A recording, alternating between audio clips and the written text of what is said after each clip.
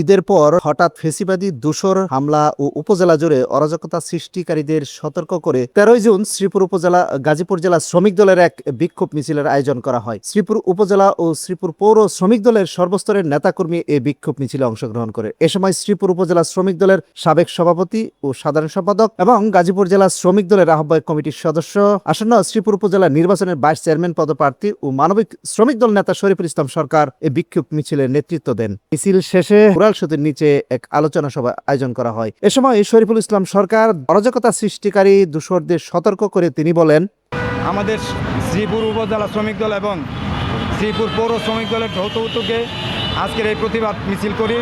আমরা এই দুষ্কৃতকারী সন্ত্রাসী বাহিনীদেরকে শ্রীপুরে যেন কোনো ধরনের অশান্ত তৈরি করতে না পারে, এই শ্রীপুরের শান্তিপ্রিয় মানুষ যেন শান্তিতে থাকতে পারে, জনগণ শান্তিতে থাকতে পারে, সকলেই যেন ভালোভাবে চলাফেরা করতে পারে।